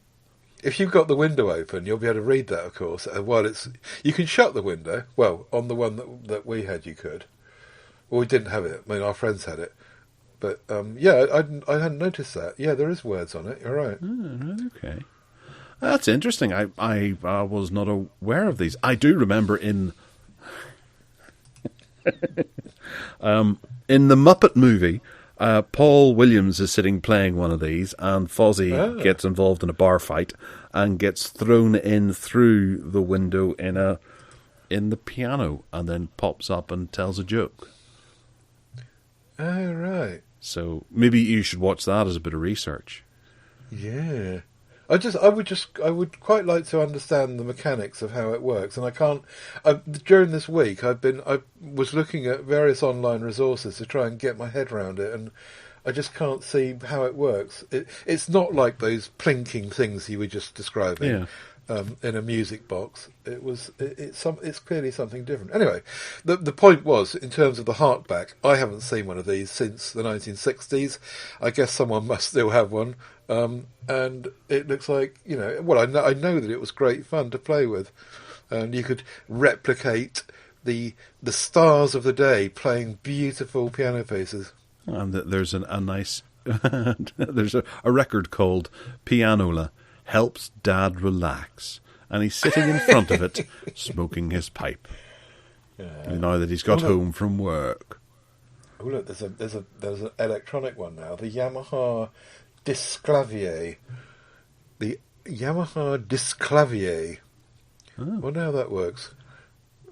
There's very badly researched. Pianola Spotify edition as well.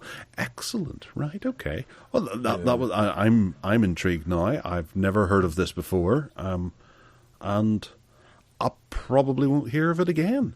Excellent. But it was nice. Nice for you to have some fond memories of a pianist plucking your holes. Yeah, there was.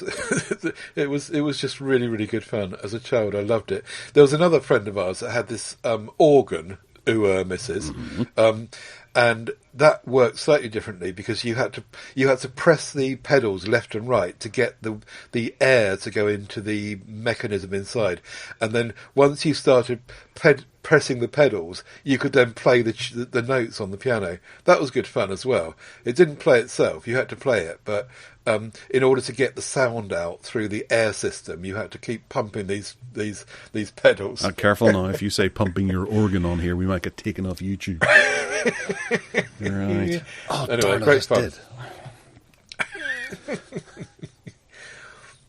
Excellent. Right. Okay. Well, that's nice. If any of our listeners do in fact remember these things and can settle Ted's mind and how they actually work, do let us know. Send us an email or send us a link or something like that.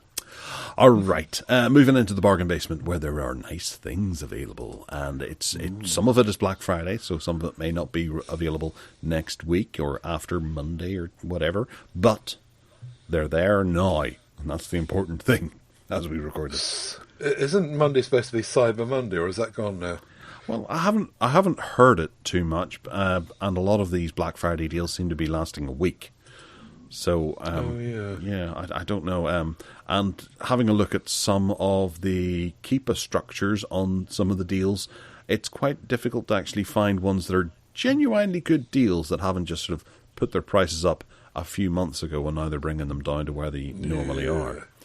One that doesn't comply with that, definitely, because we saw it come in, we saw it released, and it's been 140 quid since it was released, is that 140 watt output Anker power bank, which was my first pick.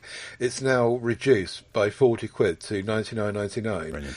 And it's a really nice looking. We've covered this before on the show, so we won't go into details. But it's got a 24,000 milliamp hour power bank in it, and you can, as I say, charge out for someone that needs to charge out quickly and powerfully to get a laptop going, or a phone that can handle the input.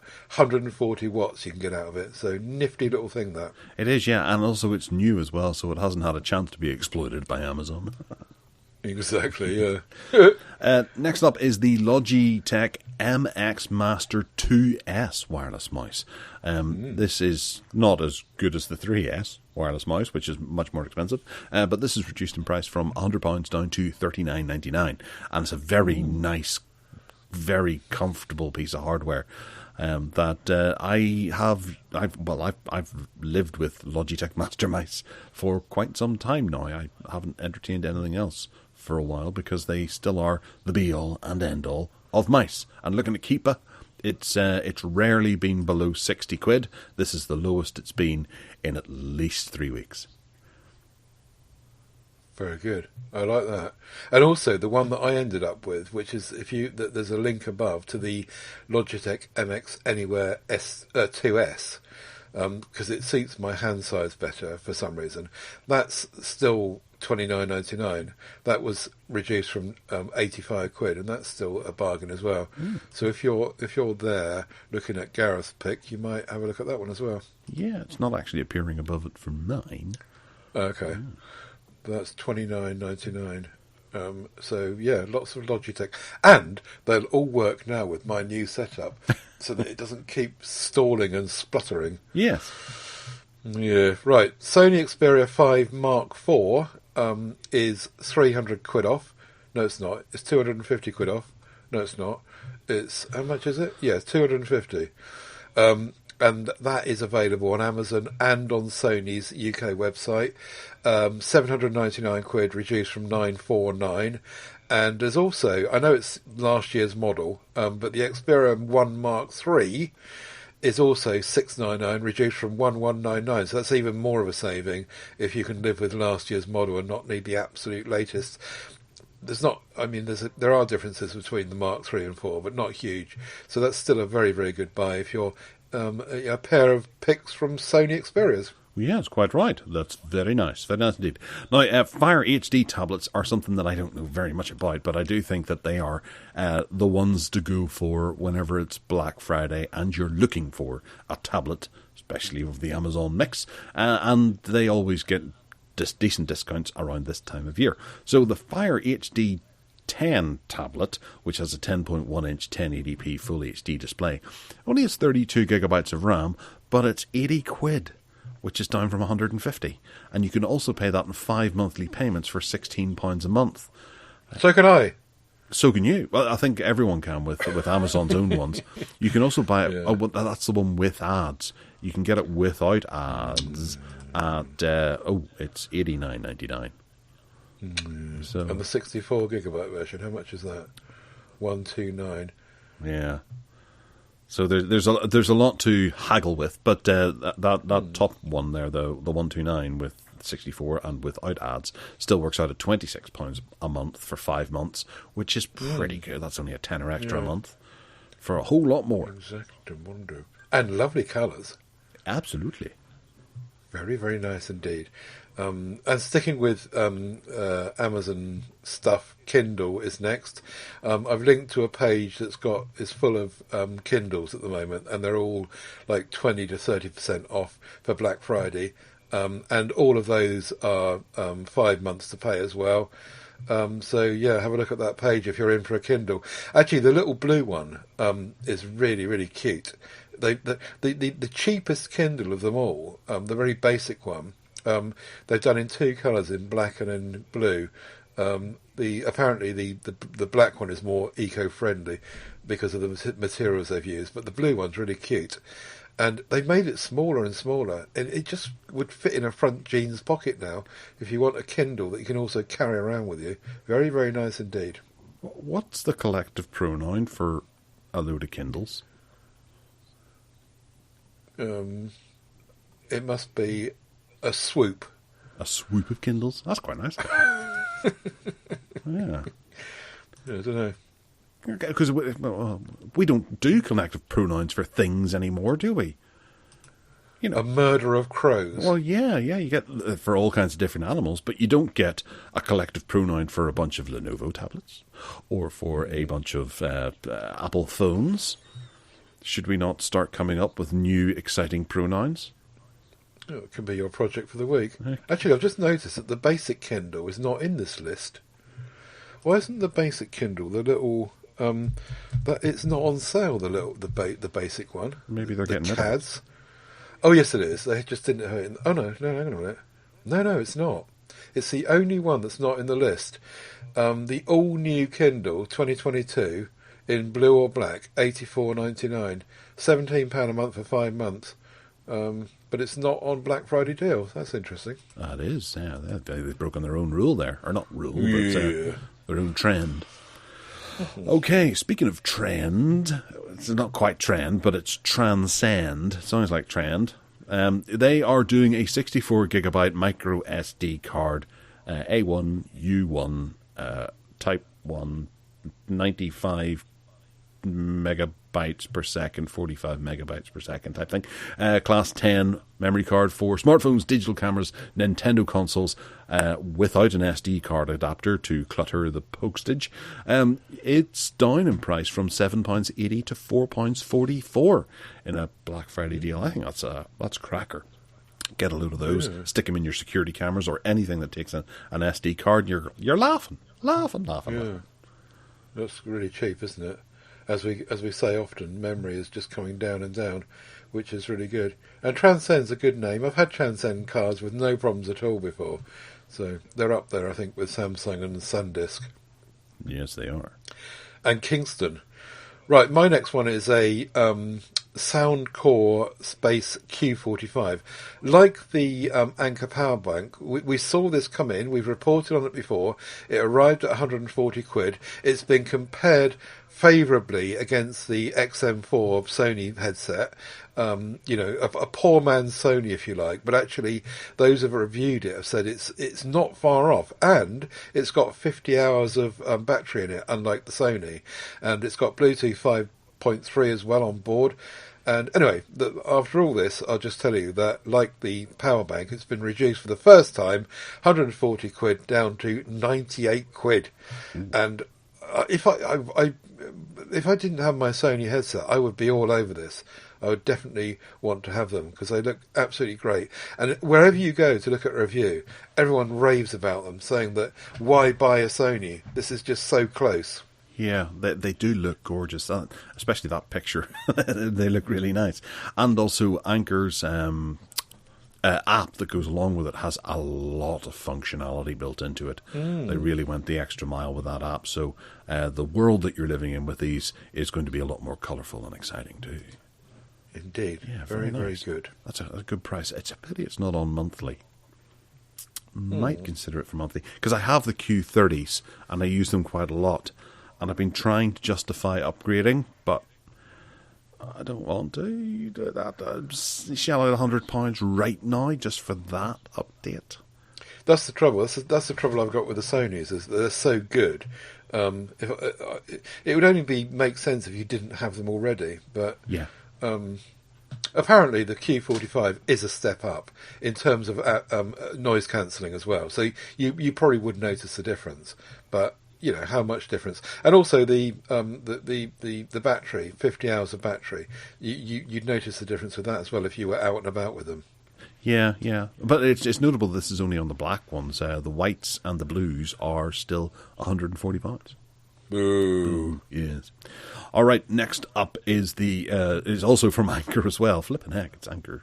Anchor a go this week, is the USB-C charger, the Anchor Nano 2. This is a 65 watt fast charger. It only has the one little USB Type-C on the back. It's IQ3, if you like, and it'll charge your 65 watt device super fast. And it's down in price from £40 to £25. I think that's a bit of a deal, a bit of a steal. What do you think? Yeah. Very good, yeah. I love this Anchor stuff. And the Nano 2 were the ones that came out about a year ago, but they replaced the ordinary Nanos, and they made the IQ better, and it was all much more intelligent. And yeah. And as we said last week, I think, with one USB-C port, you don't get complicated. We're trying to work out what it's doing with what. Yeah. One plug is sort of straightforward. So, yeah, good bargain that is. And lastly, we've got the Nokia T10, which we keep talking about. Mum doesn't listen to this podcast, so I can tell you that I got this because it was 99 quid. First reduction from 129. That's the Wi-Fi version, 32 gig, 3 gig version. You still can't get the 64.4 in the UK. Again this week, I had that out with Nokia, and they don't want to know. I said, shall I order it from Amazon UK? Do you have a worldwide warranty if I do that? No, we don't, and we do not recommend that you buy it from another country. You have to settle for the 32.3. Right, thanks very much. Yeah, they were just not prepared to listen. And that's the third time I've contacted. Anyway, as it happens, my mum will be fine with 32.3. She won't notice the difference for what she does. But it's been reduced, for the first time, 129 to 99. All right. I'm just having a quick look at their store to see if it's hidden in there. Maybe they've slipped it in after they spoke to you. Like, Ted Salmon's been on the phone. What should we do? Yeah. No, it's not there, which is a real shame. And also, the 4G version is down from 150 to 120, so savings all round. This is just a cute little Nokia tablet, which is 8 inches diagonal, and it has got quite good big bezels, but it's just that we don't have that many options on tablets of this size, and it is nice. We both got a T20 and think they're very nice. They're not the most powerful things in the world, but they're still very nice. So yeah, 30 quid off. And they're your recommendation for Granny, apparently. Yeah, for Granny. Excellent. All right, well, we'll love yous and leave yous. If you want to get in touch with us, you can by emailing us at gareth@techaddicts.uk. You can also find me on Twitter as well, at Gareth Miles, GarethMyles on Twitter. I have my, what's it called again? Mastodon thing? Mastodon, that'll do. I've got one of them there things. I haven't linked to it or anything, but I just felt like mentioning it there because I remembered. And you can find GarethMiles.com for all other things about me. Ted, what about you? Where can they find you? All other things about me come from tedsalmon.com. Links in there to all of the audio podcasts and the MeWe groups. And so do come and join us and chat about whatever you like in any of the groups. And if you want to buy me a coffee, you can do that. It's paypal.me/Ted Salmon. How kind you are. I know you're going to do that, so I thank you in advance. Good call indeed. All right. We'll let you go. Have a lovely week, and we'll speak to you all next week. Bye. Cheerio.